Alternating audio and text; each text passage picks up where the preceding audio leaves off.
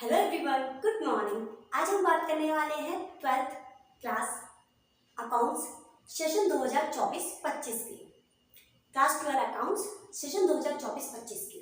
देखिए बुक्स वगैरह है, उसका भी मैं जो है सारा सिलेबस सारे टॉपिक्स में आपको डाल दूंगी। इसके अलावा हम जो क्वेश्चंस करेंगे वो टीएस ग्रीवाल से करेंगे। उसके टेक्स्ट क्वेश्चन, उसके एक्स्ट्रा क्वेश्चंस, उसके जो भी ऑब्जेक्टिव्स हैं वो अपनी मैं पोस्ट के थ्रू थंबनेल में और बोर्ड पे जो हमारे प्रैक्टिकल क्वेश्चन है मैं बोर्ड पे करवा दूंगी। तो सारे हम कवर करने वाले हैं। सबसे पहले हम देखते हैं कि बुक्स में हमारे जो चैप्टर्स हैं किस तरीके से किस रेशो में हमसे एग्जाम्स में हमसे पूछे जाएंगे। तो चलिए चलते हैं, देखते हैं। फर्स्ट बुक क्या है आपकी? Accounting for partnership. 12th की बुक्स 3 पार्ट्स में डिवाइडेड, आपको पता है 11th की भी ऐसी है, 12th की भी ऐसी है। अकाउंटिंग फॉर पार्टनरशिप कितना मार्क्स कवर कर रही है? 36 मार्क्स। नेक्स्ट सेकंड बुक क्या है? अकाउंटिंग फॉर कंपनीज, कितने मार्क्स कवर करिए? 24 मार्क्स। और थर्ड बुक है एनालिसिस ऑफ फाइनेंशियल स्टेटमेंट्स, ये कितने मार्क्स कवर करिए? 20 मार्क्स। तो आप ये देखिए कि यहाँ तक के जो 80 मार्क्स है, यहाँ तक के जो 80 मार्क्स है ये हम इसकी तैयारी मैं करवाऊंगी। ये जो 20 मार्क्स है आपके प्रोजेक्ट वर्क, जिसमें आपके स्कूल से आपके प्रैक्टिकल के बाकायदा वाइवा होगा, प्रैक्टिकल की फाइल बनेगी, तो वो स्कूल के थ्रू होगा, स्कूल से आपको दे होंगे। लेकिन इसकी तैयारी 36, 24 और 20 मार्क्स की तैयारी हम यहाँ करने वाले हैं। अब आपने देखा, अब इसके लिए हम करेंगे। और देखिए आप अपनी तैयारी को, इससे पहले मैंने बहुत सारे वीडियोस डाले हुए हैं, उससे भी आप तैयारी कर सकते हैं। सेशन 2024-25 हम फ्रेश स्टार्ट कर रहे हैं, बहुत ही अच्छी सॉलिड कंटेंट के साथ। तो आज हम चैप्टर, इसके अलावा हम करने वाले हैं चैप्टर 1। तो यहाँ तक आप देख लीजिएगा।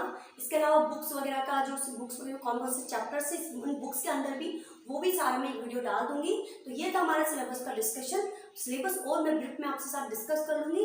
तो चलिए मिलते हैं, चलते आगे देखते हैं। मीनिंग चैप्टर 1 क्या है हमारा? Fundamental of partnership. Fundamental of partnership पे सबसे पहले पार्टनरशिप की क्या देखेंगे? मीनिंग। तो मीनिंग क्या कहती है?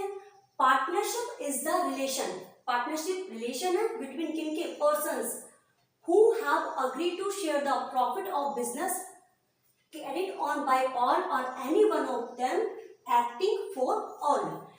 पार्टनरशिप क्या है? पार्टनरशिप क्या है? एक रिलेशन है किनके बीच में? जो 1, 2, 3 पार्टनर एग्री हुए हैं कि प्रॉफिट होगा, लॉस होगा, उस बिजनेस में जो भी होगा वो आपस में हम शेयर करेंगे।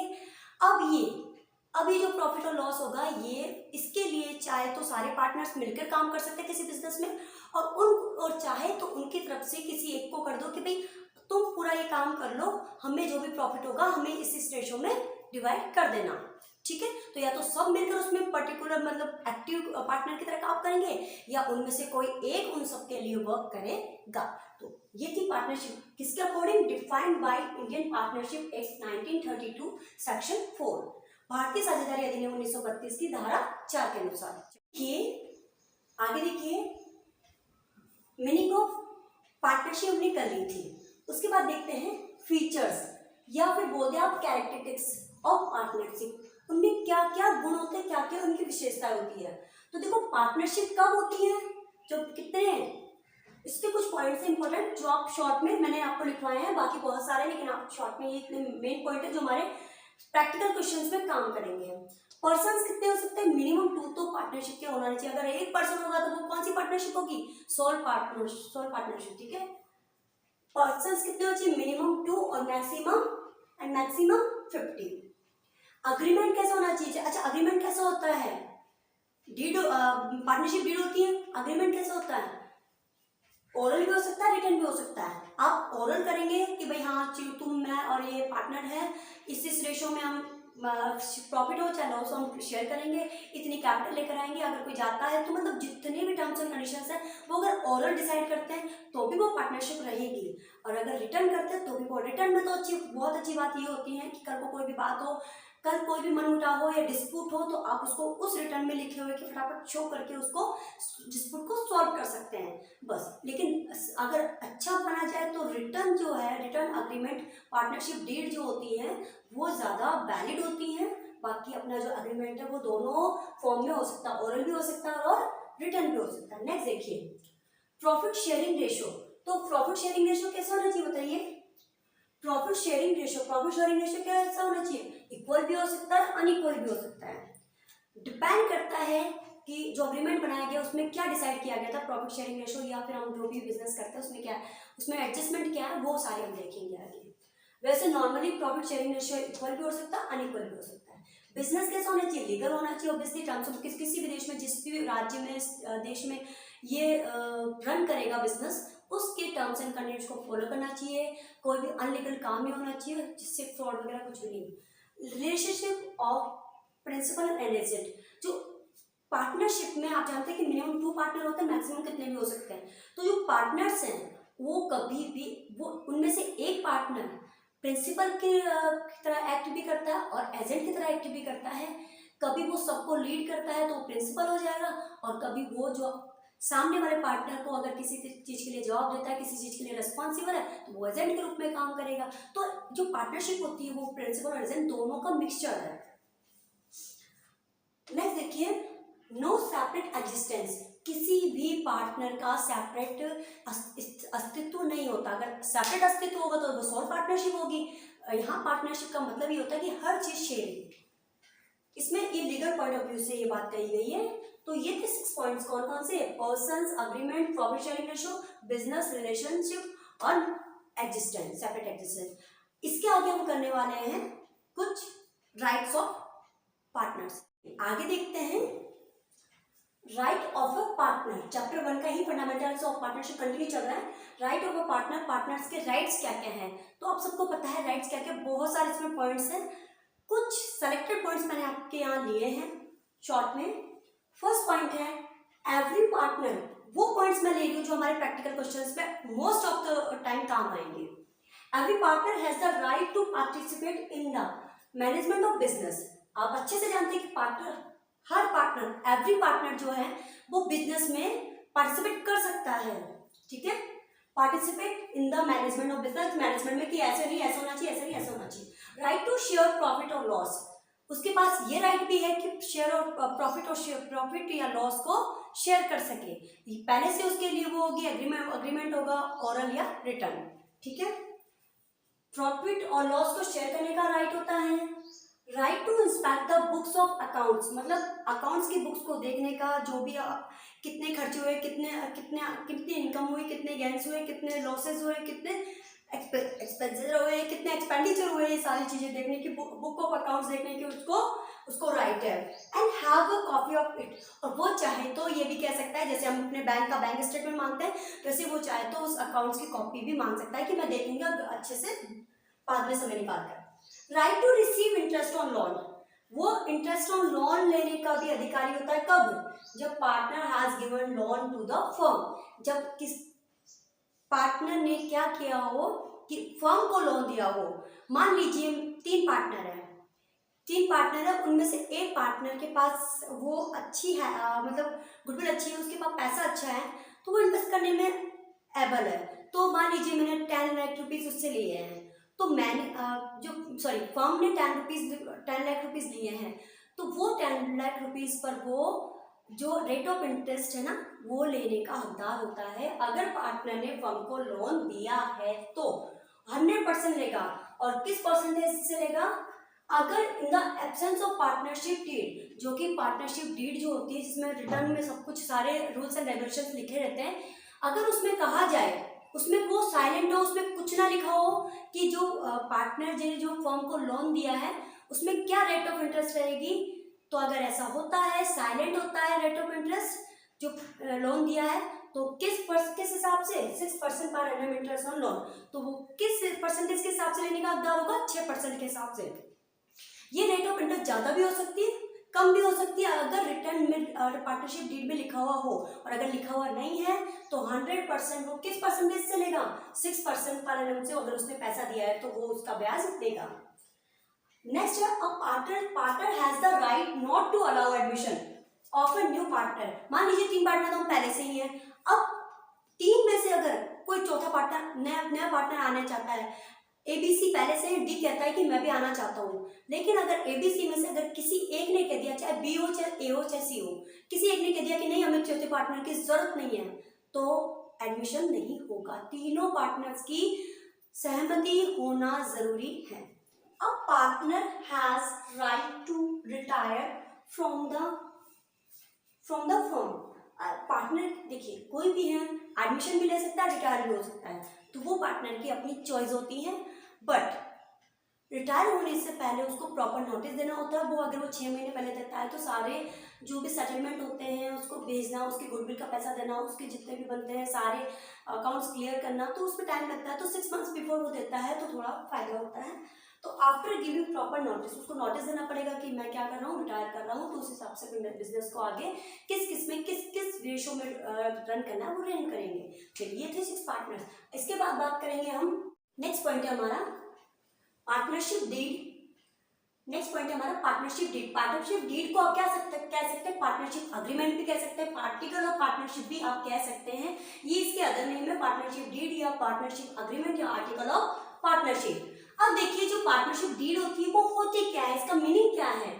Partnership deed is an agreement है क्या, ये समझौता है कि हमें क्या आगे फ्यूचर में क्या करेंगे, कैसे करेंगे, किस रेशो में करेंगे, और ठीक है अग्रीमेंट बिटवीन किनके बीच में, the partner that contains the terms and conditions of partnership. सभी पार्टनर्स जो जो अपनी अपनी कंडीशंस पे, आपकी मेरी कंडीशंस ये, मेरी कंडीशन ये, मेरी कंडीशन, सभी की कंडीशंस का मिक्सचर होता है। पार्टनरशिप डीड में सब कुछ लिखा जाता है, कब क्या होगा, अगर लोन दे रहे हैं तो क्या होगा, लोन अगर किसी को दे रहे हैं तो फर्म भी अगर क्या पार्टनर को लोन दे सकती है, तो लोन दे रहे हैं तो क्या होगा, रेशो किस अनुपात में बढ़ेगा, ड्राइंग्स किस रेशियो परसेंटेज से ली जाए, ड्राइंग्स पर इंटरेस्ट किस परसेंटेज से ली, मतलब सारी टर्म्स एंड कंडीशंस रखी जाती है पार्टनर्स के थ्रू। दिस रिटर्न डॉक्यूमेंट, जो डॉक्यूमेंट होता है ये क्या होती है, पार्टनरशिप डीड होती है, मतलब रिटर्न में it is a legal document signed by all the partners. और ये जो पार्टनरशिप डीड होती है उस पर क्या है, सभी पार्टनर्स के सिग्नेचर होंगे। कल को कोई ये ना कह दे कि नहीं इस पॉइंट को तो मैंने लिखा ही नहीं था, मैंने तो खुद कहा ही नहीं था। तो इन सबसे बचने के लिए रिटर्न एग्रीमेंट किया जाता है। रिटर्न एग्रीमेंट बहुत ओरल से ज्यादा वैलिड होता है। चलिए आगे चलते देखते हैं। नेक्स्ट पॉइंट है हमारा points contents in the partnership deed. Partnership deed जब रिटर्न जब फॉर्म में होगी तो ही वो पार्टनरशिप डीड होगी। अब उसमें कौन कौन से इंपॉर्टेंट पॉइंट्स हैं जो लिखे जाते हैं। तो पार्टनरशिप में डीड में देखिए आपसे कौन कौन से पॉइंट लिखे जाते हैं। फर्म्स डिस्क्रिप्शन, फर्म के बारे में कि फर्म में किस पर्टिकुलर टॉपिक पर या किस पर्टिकुलर प्रोडक्ट पर काम किया जाएगा, उसका नेम एंड एड्रेस। सबसे पहले फर्म का नेम डिसाइड किया जाएगा, उसके बाद में वो फर्म कहाँ पर होगी उसका एड्रेस। नेक्स्ट पॉइंट हो जाएगा पार्टनर्स डिस्क्रिप्शन, या पार्टनर्स के बारे में बताया जाएगा, उनका कौन कौन पार्टनर्स है, उनके घर के एड्रेस क्या है, कोई फेक तो नहीं है, कोई अनलीगल, 2 लीगल बंदे और एक कहीं अनलीगल बंदा तो शामिल नहीं हो जाता है। नेक्स्ट है कैपिटल कंट्रीब्यूशन, कि कौन कौन कितनी कितनी कैपिटल बिजनेस में इन्वेस्ट करेगा। नेक्स्ट देखिए इंटरेस्ट ऑन कैपिटल। अच्छा ठीक है, कैपिटल लेकर आ रहा है, मान लीजिए बराबर कैपिटल लेकर आ रहा है और कोई इससे ज्यादा कैपिटल लेकर आता है तो इंटरेस्ट ऑन कैपिटल लेगा वो, क्योंकि उसने एक्स्ट्रा अगर किया तो कितनी कैपिटल कितना इंटरेस्ट लेगा वो भी क्या होगा इस डीड में बाकायदा लिखा जाएगा। और अगर नहीं लिखा जाएगा तो आपको मैंने बताया इस पे इंटरेस्ट नहीं दिया जाएगा। हमने जो 6% पढ़ा था वो किसके लिए पढ़ा था, कि अगर पार्टनर फर्म को क्या करता है, लोन देता है या फर्म से लोन लेता है, पैसे किस रूप में लेता है, कैपिटल नहीं लाता है, लोन के रूप में अगर लेता है फर्म से या फर्म पार्टनर को देती है, तो वहां पर अगर पार्टनरशिप डीड में नहीं लिखा होगा तो वहां 6% दिया जाएगा। चलिए चलते हैं नेक्स्ट है, अदरवाइज नहीं दिया जाएगा, इंटरेस्ट ऑन कैपिटल नहीं दिया जाएगा। Rate of interest is allowed on capital अगर डीड में लिखा हुआ है तो। प्रॉफिट शेयरिंग रेशो, अगर प्रॉफिट शेयरिंग रेशो बता रखा है कि 2:2:1 में किया जाएगा, जिस भी प्रॉफिट रेशो बता रखा है उसमें वो प्रॉफिट और लॉस डिवाइड किया जाएगा। अब ये इक्वल भी हो सकता है, अनइक्वल भी हो सकता है। अगर क्वेश्चन में कुछ भी ना कहा जाए, पार्टनरशिप डीड में इसके बारे में कोई भी डिटेल ना हो, तो आपको क्या करना होता है, जो प्रॉफिट और लॉस जो डिवाइड करना होता है वो इक्वल डिवाइड करना होता है। ठीक है, तो इक्वल भी हो सकता है, अनइक्वल भी हो सकता है। Interest on drawings, interest on drawings देखिए ड्राइंग्स क्या होती है, जो पार्टनर अपने पर्सनल यूज के लिए लेता है, बिजनेस के लिए नहीं, सबके लिए नहीं, अपने पर्सनल यूज के, चाहे वो गुड्स भी हो सकते हैं, चाहे वो मनी भी हो सकती है, या फिर वो सर्विस भी हो सकती है। तो अगर वो लेता है तो उसके लिए उसको क्या करना होता है, इंटरेस्ट देना पड़ता है। तो रेट ऑफ इंटरेस्ट चार्ज होगी उसके ऊपर, ठीक है, उसको देनी होगी। अब ये डिपेंड करता है, इसके अलग कंडीशंस आएंगी, वो आगे हम देखेंगे। नेक्स्ट पॉइंट देखिए, इंटरेस्ट ऑन ड्राइंग्स। अगर मैंने आपको बताया इंटरेस्ट क्या होगा, चार्ज होगा अगर वो ड्राइंग्स करता है तो। Salary, commission to partner, partner को सैलरी, पार्टनर को कमीशन, कब अलाउड होगा, अगर पार्टनरशिप डीड में रिटर्न फॉर्म में है तो, अदरवाइज नहीं। इंटरेस्ट ऑन लोन, तो इंटरेस्ट ऑन लोन जो हमने पहले पढ़ा था वही है कि rate of interest if loan given by partner firm को भी दे सकता है, फर्म मिलकर क्या करती है, पार्टनर किसी पर्टिकुलर पार्टनर को भी लोन दे सकती है, तो उसमें पर्टिकुलर इसमें रेट ऑफ इंटरेस्ट लिखी जाएगी। अगर पार्टनरशिप डील में नहीं लिखा जाता तो किस परसेंटेज से दी जाएगी, बताइए जल्दी से, 6% से। किस पर, लोन पे, कैपिटल में नहीं, ठीक है, याद रखिएगा इस पॉइंट को। चलिए आगे चलते हैं, आगे देखते हैं। अगर partnership rule apply in the absence of partnership, partnership या डीड कब की जाती है, जब रिटर्न में किया जाता है, रिटर्न में अग्रीमेंट किया जाता है, तब पार्टनरशिप डीड होती है। अब पार्टनरशिप डीड है ही नहीं, ऑरल हमारी फॉर्म है, ऑरल हमारे रूल्स एंड रेगुलेशंस है, तो उस कंडीशन में क्या क्या होंगे वो रूल्स भी हमें माइंड में रखना बहुत ज़्यादा जरूरी है। बिगिन टू एंड हमारे बहुत काम आने वाले हैं। अगर क्वेश्चन में कुछ भी नहीं कहा जाए तो क्या होगा, rule apply in the absence of partnership deed नहीं है तो क्या रूल्स अप्लाई होंगे, provision of partnership act 1932 will applicable, ठीक है। क्या होगा, प्रॉफिट शेयरिंग रेशियो क्या हो जाएगा, इक्वल हो जाएगा। Interest on loan 6%, interest on capital नहीं है, interest on loan. If loan given by partner to firm, अगर किसी पार्टनर ने फर्म को लोन दिया है तो वहां पर अगर कोई भी पार्टनरशिप डीड नहीं है तो 6% की दर से पार्टनर लोन पर ब्याज लेने का, इंटरेस्ट लेने का अधिकारी होगा, ठीक है। Next, interest on capital not allowed, interest on drawings not charge, अगर वो कितनी भी बार कुछ भी निकाले, कोर्स निकाले, मनी सर्विस ले, कुछ भी ले, लेकिन उस पर इंटरेस्ट चार्ज नहीं होगा। Interest on drawings not charge, salary to partner not allowed, commission to partner not allowed. तो ये जो 6 पॉइंट्स है बहुत जरूरी है, आपके माइंड में एकदम फिक्स होने चाहिए कि अगर पार्टनरशिप डीड नहीं की है तो पार्टनरशिप एक्ट 1932 विल एप्लीकेबल, जिसपे profit sharing ratio equal, interest on loan 6%, अगर लोन पार्टनर ने दिया फर्म को तो, और अगर फर्म ने, अगर अभी तो पार्टनर ने फर्म को दिया है, लेकिन अगर फर्म पार्टनर को दे तो उसके बारे में कुछ कहा गया, नहीं कहा गया, चलिए छोड़ दीजिए। तो फिर interest on capital not allowed, interest on drawings not charge, salary to partner not allowed और commission to partner not allowed. इन रूल्स को एकदम आपके माइंड में फिक्स कर लीजिए, बिल्कुल डिसाइड कर लीजिए, क्योंकि बहुत काम आने वाले हैं हमारे हर क्वेश्चन में। हेलो एवरीवन, देखिए chapter 1 fundamentals of partnership, fundamental of chapter 1 है हमारा क्लास 12 सेशन 2024-25 में। Profit and loss appropriation account अगर हमें बनाना हो तो उसका फॉर्मेट क्या होता है वो हम इस क्लास में जानेंगे। फॉर्मेट क्या है, profit and loss appropriation account format for the year ended, ये फॉर्मेट हो गया। फॉर्मेट में क्या क्या आएगा, particular rupees amount, particular rupees, ठीक है। डेबिट में क्या क्या आएगा, टू इंटरेस्ट ऑन कैपिटल, अगर interest on capital partnership deed में है तो वो इंटरेस्ट ऑन कैपिटल यहाँ आ जाएगी। टू सैलरीज ऑफ पार्टनर्स, ये भी यहीं पर आ जाएगी एप्रोप्रिएशन अकाउंट में। टू कमीशन टू पार्टनर्स, ये भी डेबिट में आ जाएगा। To reserve account, general reserve अगर कोई है तो वो भी यहाँ पर आ जाएगा। To divisible profit transfer to, अब ये जो है वो कहाँ से आएगा, वेट, हमने ये 4 चीजें, 1 2 3 4 5 चीजें तो इधर आएगी डेबिट में, है ना, लेकिन ये जो 5 पे वो कैसे आएगी, बाय प्रॉफिट एंड लॉस, अगर नेट प्रॉफिट है तो वो क्रेडिट में आ जाएगा, ठीक है। बाय इंटरेस्ट ऑन ड्राइंग्स, ये भी क्रेडिट में आ जाएगा, क्योंकि इंटरेस्ट ऑन ड्राइंग्स यानी पार्टनर से बिजनेस से कुछ लिया है तो उसको वो ब्याज देगा, वो फर्म के लिए क्या है, प्रॉफिट है, तो वो क्रेडिट में आ जाएगा, इनकम है। अब यहाँ सारा जो अकाउंट्स बराबर करने पर जो डिफरेंस रहता है वो डिफरेंस किस में बढ़ जाएगा, तो वो डिफरेंस यहाँ पर बढ़ जाएगा। अगर ये अमाउंट ज़्यादा है तो ये यहाँ पर बढ़ जाएगा। तो to divisible profit transfer to A's capital या current account, B is capital या करंट अकाउंट। अच्छा, कैपिटल अकाउंट कब होता है, करंट अकाउंट कब आएगा, करंट अकाउंट तब आएगा जब क्वेश्चन में साफ कह रखा हो कि जो हमारी कैपिटल है वो फिक्स्ड है। कैपिटल क्या है, फिक्स्ड है, तो करंट अकाउंट लिखेंगे, अदरवाइज अगर बदलती रहती है कैपिटल हमारी तो हम लिखेंगे कैपिटल, ठीक है, एस कैपिटल अकाउंट, ठीक है, बदलती रहती है। और फिक्स कैपिटल है तो करंट अकाउंट लिखेंगे, अदरवाइज कैपिटल अकाउंट। तो यहाँ पर जो भी हमारा बैलेंसिंग फिगर से अमाउंट ज्यादा आ रहा है उसको यहाँ पर सेट करके हम S capital account, current account और बीस कैपिटल करंट अकाउंट कर देंगे। और अब इस फॉर्मेट में हमने मानकर चले हैं कि कौन दो पार्टनर थे, ए और बी, उस हिसाब से हमने सारा फॉर्मेट कर दिया। समझ में आ गया आपको। चैप्टर 1 में क्या है, फंडामेंटल ऑफ पार्टनरशिप में P&L एप्लीकेशन अकाउंट का फॉर्मेट हमने देखा है, ठीक है, समझ में आ गया। 1 2 3 4 चीजें आ गई, पांचवी जो है वो to divisible profit transfer to, ठीक है, कैपिटल अकाउंट या करंट अकाउंट में कोई प्रॉफिट दे रखा है तो वो ट्रांसफर कर देंगे, ठीक है। और नेट प्रॉफिट है P&L का तो वो क्रेडिट में, और इंटरेस्ट ऑन ड्राइंग्स है तो वो भी क्रेडिट में। तो इस तरीके से अकाउंट हम बनाते हैं।